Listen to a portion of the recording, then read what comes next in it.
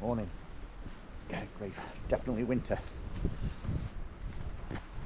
Just had a minor change of plan. Doing the same route as I've planned, but the normal way I do it, I was going to do it the opposite way around. I'm going to do it anti-clockwise, but I'm going to do it clockwise.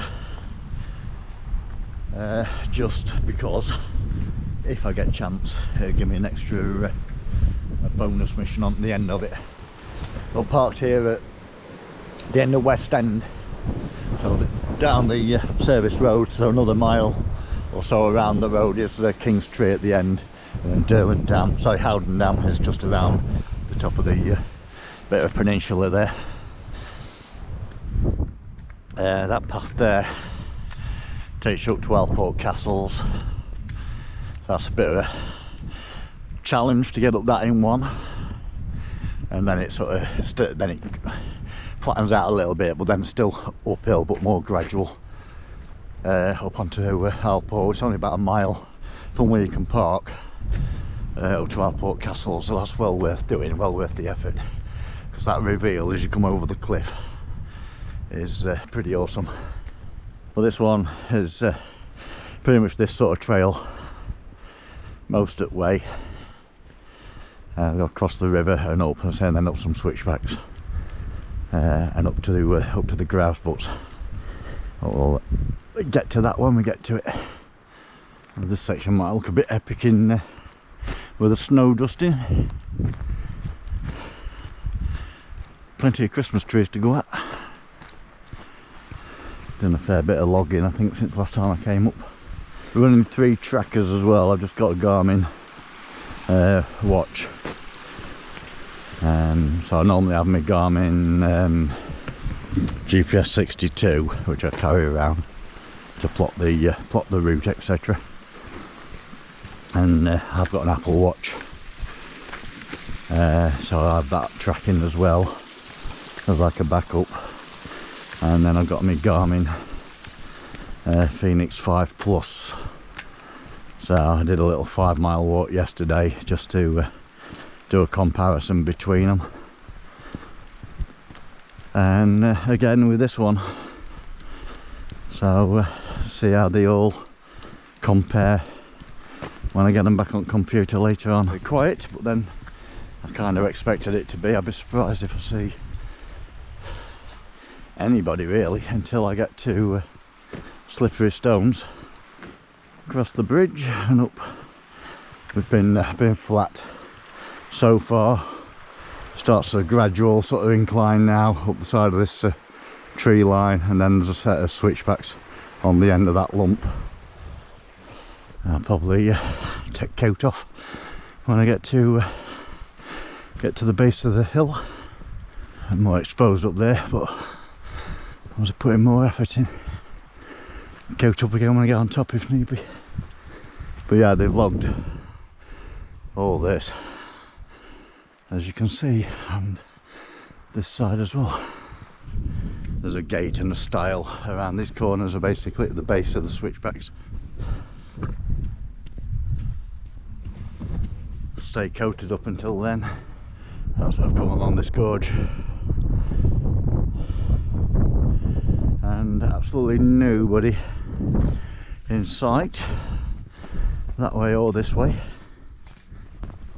Top of the first switchback.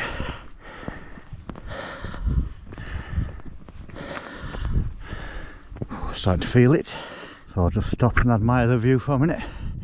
Not resting, just admiring the view. What are you doing now? Up this, back up. I think that more or less then levels out, going over that way. Still climbing, but not as much. Takes you over to the grouse butts. Top of the second switchback. Start of the third. I think this is the last one. The view should open up in a second. A bit like that. So just levelled out now. I'm at pretty much at the highest point for today. There's a junction just up here, which I'm going to take the right, which will take me to Lower Small Clough, and then down to the cabins. I'm at the top. That's the highest I'm going to be. And what are we? I'm on my new little gadget. We're 2.5 miles in 1 hour 39 minutes. Nice and calm now. No wind about. A few little bits of snow remaining. Certainly nothing to go over and jump in. But yeah, down this clough now to the shooting cabins. I can have a cup of tea and a banana, etc., and just cool down a bit, and then crack on. A bit icy in places, so you just have to watch where you stand. Your foot goes scooting off underneath you. Oh, snow.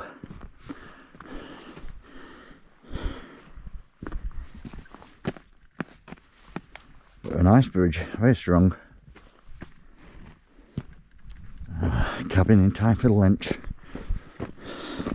We're more or less on the back leg in effect. We've just got to the height, and now we're dropping all the way to take us back down to the river. So just down here another 500-600 metres maybe to the cabins. A cup of tea, banana, tangerine, a couple of photos and faff, and then carry on down this clough. And got the river crossing, that might be interesting. I'll have to break the poles out for that, I think.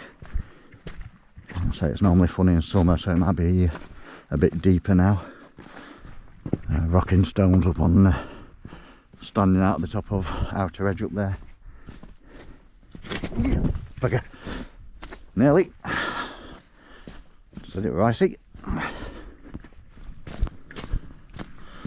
The cabins should come into view. It sort of turns left right, and then they should be in front of me a little bit. I just see the roof coming into view, and so yeah, so 2 cabins here. One's all winded and doored up, and others, I guess, I don't know, like I don't know, but it's open fronted. Right, all looks quiet. I'd be quite surprised to say I've not seen anybody at all on this walk, so I'll be surprised now if there's 10 folk in here having a cup of tea. Stranger things have happened.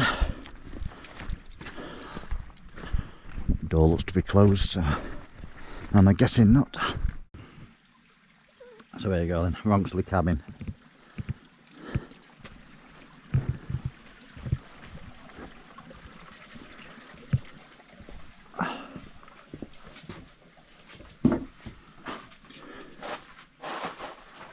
Tables, benches, chairs, etc. Nice little haven in. If you get caught out, you know where these things are, of course, that's half the battle. That's it, all locked up. I broke the poles out for this one as well because I've got a stream to cross in a minute, or 10 minutes. So that's that. So now that's it, just follow this sort of edge path, and it is a bit of an edge path at times. So you got, this is Ronksley Moor basically, so that's Lynch Clough. If you go over there, probably half a mile over the top, it'd be a bugfest, but it's sort of doable if you watch where you're going, and that'll intersect Lynch Clough. Or obviously you can go back up to the top of this and across the plateau, and that puts you to the top of the Lynch Clough that way, if you don't want to go off piste over to it. You got, say, outer edge rocking stones over in front of me. We get a bit closer to them as we get down in the valley. Sort of the bottom of that hill basically is the river, and then the path go across the river and go down the opposite bank all the way back to Slippery Stones, and then over to King's Tree. Still not seen a soul.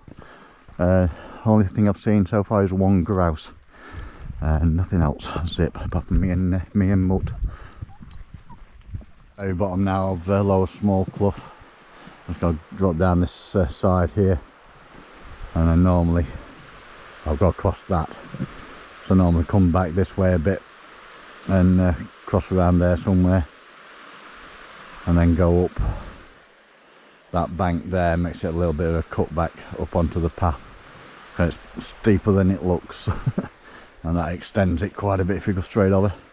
So just drop back, at least it's shortens that incline slightly.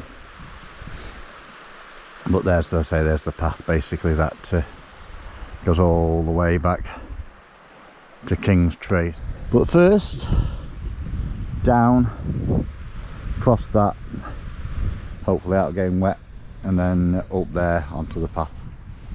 I'll put it on 360 when I'm crossing the stream. So if you're going to fall in, you want to catch it on all angles, don't you?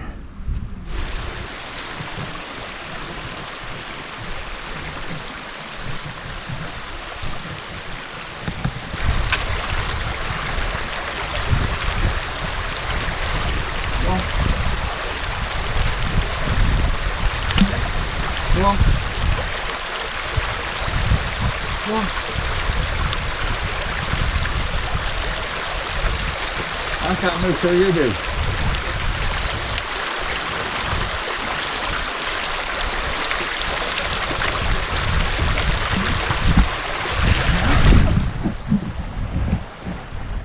Yeah, I thought that'd be a bit more of a mission today than it normally is.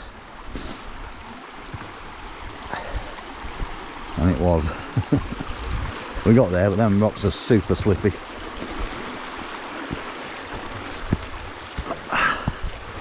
So that's that now. Got to climb out to intersect the main path. Right, let's go. Drop here and then just diagonal cut up, and then it's a trail all the way back.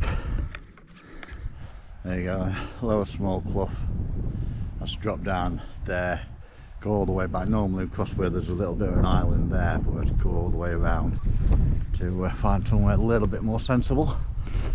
Still a bit sketchy, super slippy, with quite deep pools either side of the super slippy rocks. Definitely poles came into play. It'd been a bit more wet, I would imagine, if I'd not got them. And then trying to get dog across as well, just to make it even more interesting. This trail now then, probably a mile and a half or so back to Slippery Stones, then another mile to King's Tree, and then another mile or so back to the car, say, with hopefully enough time to get up to Bank Top. Time is saved, of course, if you don't drop the bag for your camera 200 metres back. And it's a bonus when your poles are where you left them when you went back for your bag. Anyway, everything retrieved. Crack on. Put some stepping stones in, hopefully not too slippy. That's alright. Just made that quite easy. Ooh, heron. Went wrong way to get him on shot though, particularly. Come along this trail, carrying on that away. A bit of a clough here with a couple of little pretty waterfalls going down. Bit of a fight to get in though, and I haven't really got time to faff.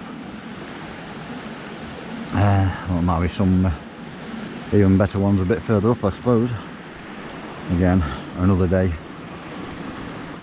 People. Just come to the end. First two people up on top of the hill there. First two I've seen, and another two just here. 4 people. It's space of 20 seconds. And that's it so far for the entire hike. I'm just approaching Slippery Stones now though, so I suspect a few more will appear on the way back to the car. There's a couple, 2 or 3 up there going up towards Cut Gate. Which headed up to Outer Reservoir, Marjorie Hill, or over to Langset, Howden Moor. So I've just come from that way. That takes you up to Marjorie Hill, and this one pushed to the end of the cycle walking route around the reservoirs itself. Just up here 100 metres. Test your boots out if you want to cross the river, or just go across the bridge. A bit deep for walking through, I think.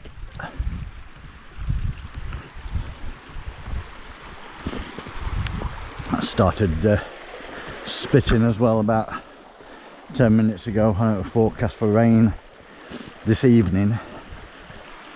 It's turned up a little bit earlier. It's nothing to stress about at the moment. Yeah, so here's the end of the walking cycling route. Come along there, turn up there, and that takes you down the east flank of Howden. And then this brings you down to Slippery Stones, the old Packhorse Bridge.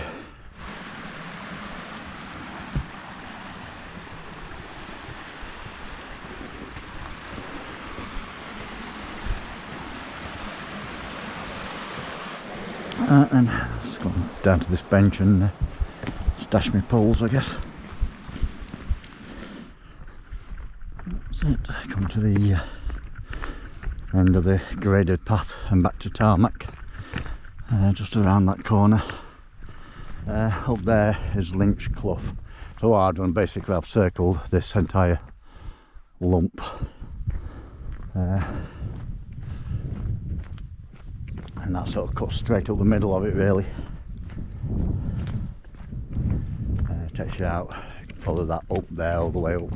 I'll take you out to the top of the high altitude bit I got to earlier, before I turned down Lower Small Clough. It brings you out there, and this is a lot quieter than it has been the last few times I've been as well. I've been cars parked all the way up to yon corner, and it always used to be fairly quiet down here regardless. A lot of people didn't sort of realise they could get down this far or what, but that's changed.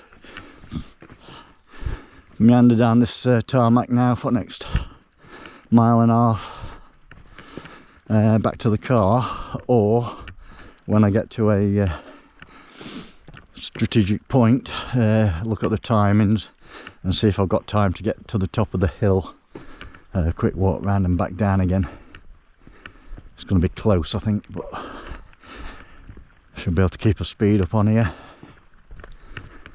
and see how I go when I get to that point.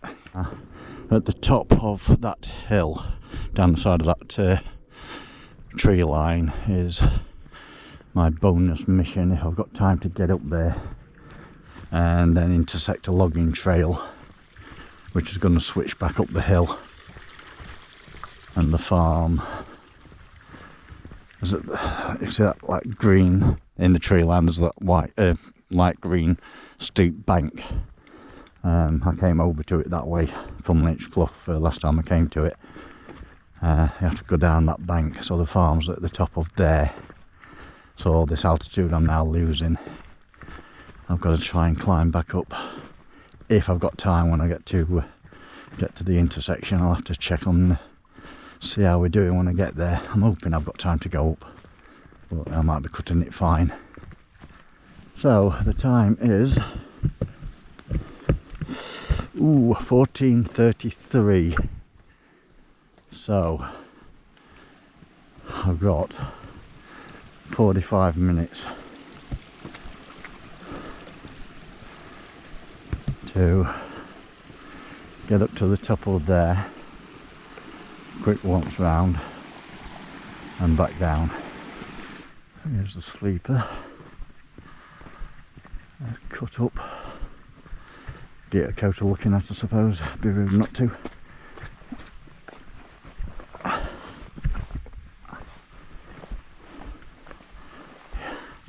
Yeah, but up here, come through a gate, turns back, and then somewhere along the line you've got to go up the tree line. Right, well that's the top, 14:48.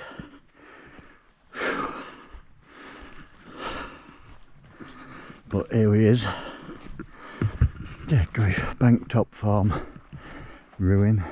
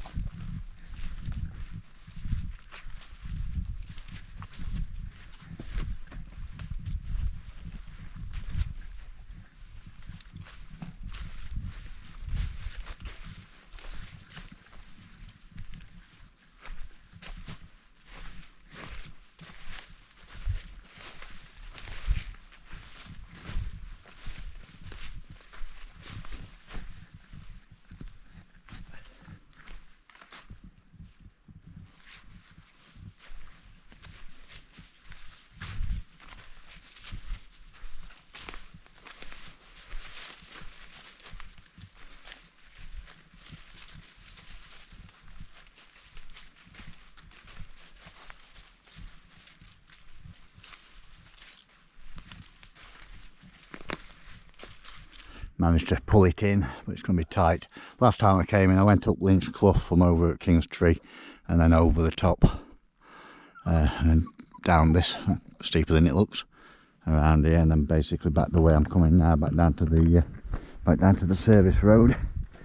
So I just got to meander my way down to all this deadfall, but it is all downhill now, so that should be less time consuming. Right, here's the first trail. So it switches back, so I could sort of technically keep going straight and intersect the other one, but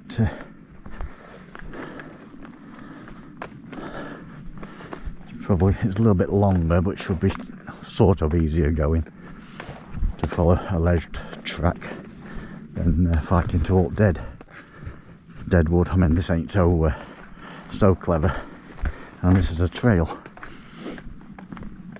But when you get off trail, it gets rougher still. Bridge down there and cars this side of it, but that's a hell of a drop if you commit. You might have to fight your way back up it again, so it might be totally counterproductive. So I'll stick down the actual trail for the time being. See if we can find lots of little twigs for the dog to fight through. Look like there might be a bit of a cut down I saw when I was coming up. So give that a go to looking at when I see it again. This sort of looked to be a bit of a trail I could follow. So I'm just working my way off of that path there rather than carrying on up to come back down. A bit of a side step down it.